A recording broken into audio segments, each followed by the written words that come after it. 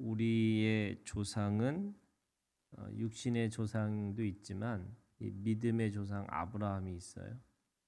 그래서 믿음의 조상이 온전하게 행위가 아니라 은혜로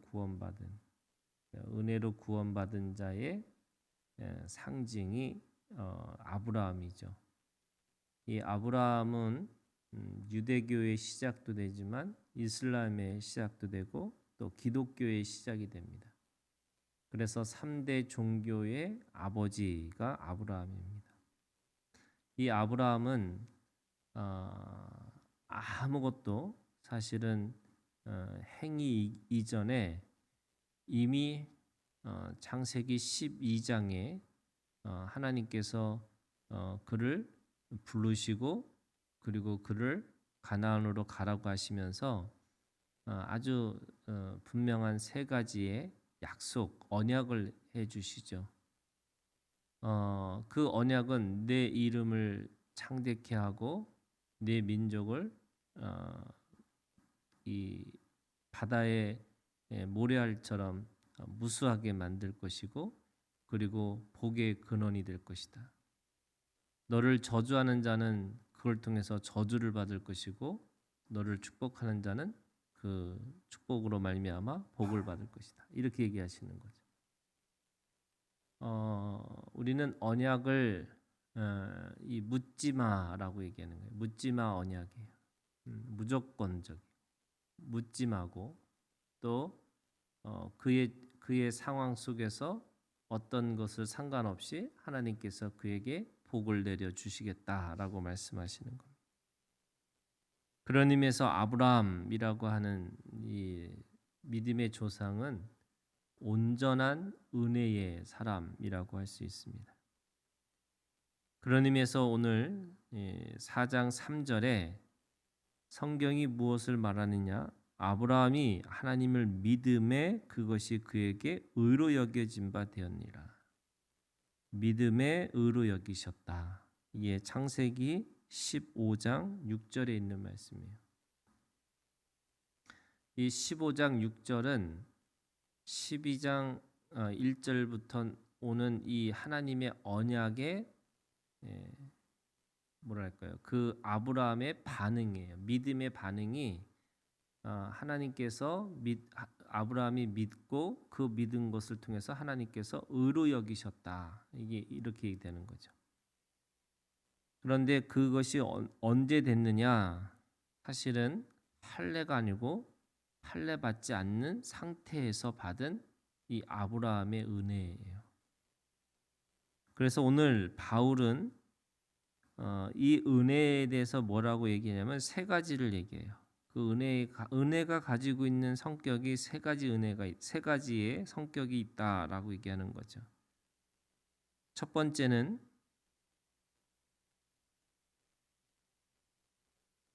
오늘 말씀에 보면 7절에 있는 말씀이에요. 이건 다윗의 고백이지만 이 은혜라는 게 도대체 뭐냐라고 하니까 불법이 사함을 받고 용서죠. 그러니까 은혜는 용서에 기반하고 있는 거예요. 두 번째, 죄가 가려짐을 받은 사람들, 죄가 가려졌어요. 그러니까 죄를 덮는 거죠. 덮는 은혜가 있는 거죠. 그래서 용서의 은혜와 덮어지는 은혜가 있는 거고, 세 번째는 8절에 주께서 그 죄를 인정하지 아니할 사람은 죄를 인정하지 않아요. 그러니까 죄가 있다는 것을 그거를 간주하지 않고 그것을 생각하지 않는 거예요. 그러니까 용서하시고 덮어지고 그리고 기억하지 않고 그거를 생각하지 않는 그 죄를 그렇게 그것을 은혜라고 이야기하고 있는 겁니다. 그런 의미에서 이 은혜는 이 아브라함의 은혜를 이 지금 바울은 또 뭐라고 그러냐면 4절에 일하는 자에게는 그 삭시 은혜로 여겨지지 아니하고 보수로 여겨지니와.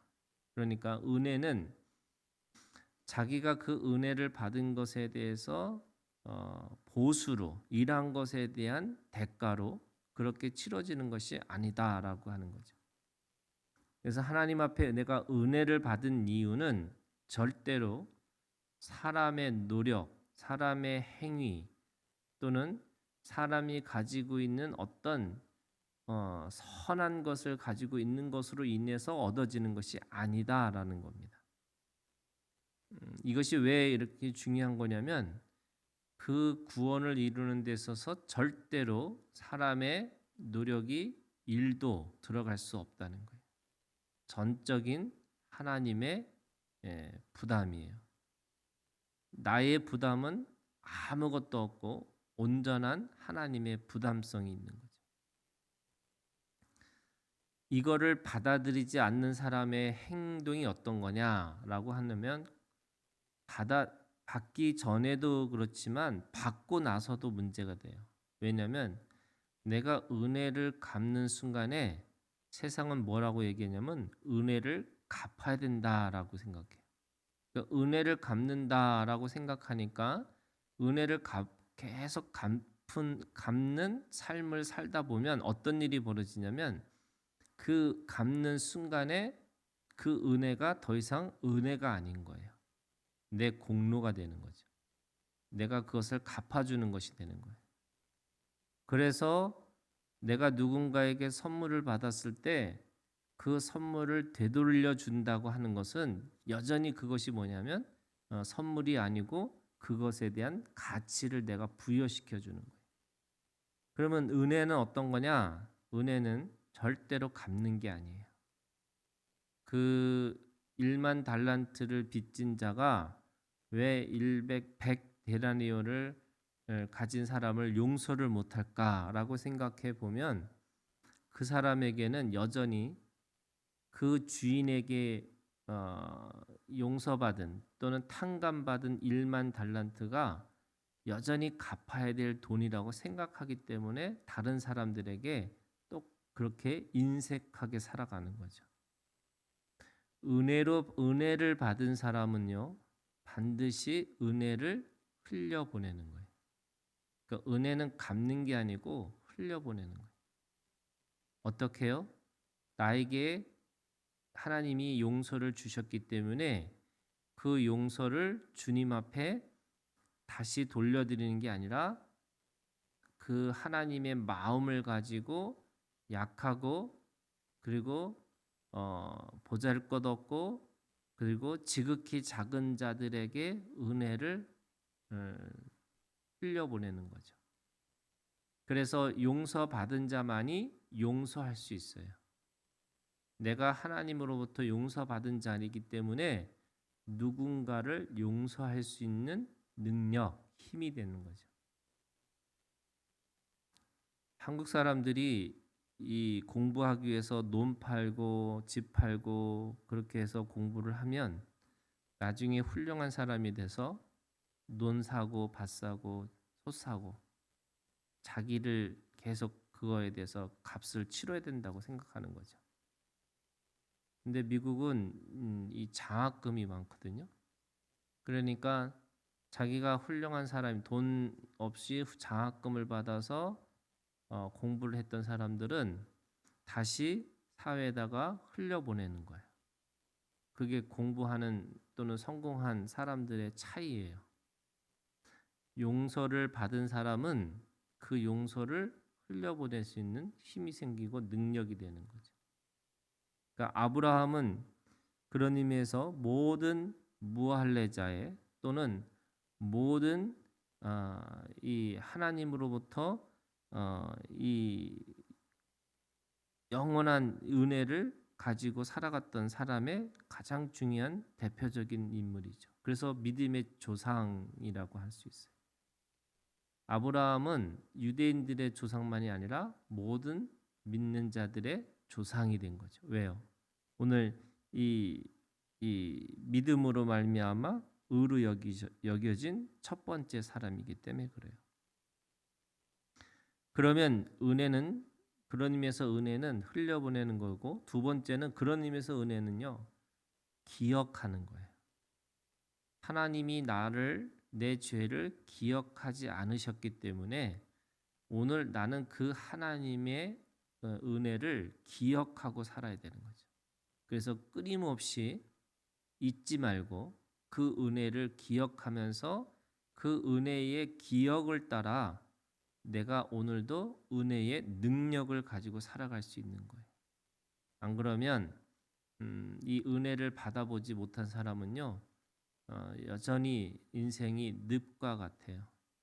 받으면 받을수록 더 받아야 된다고 생각해요.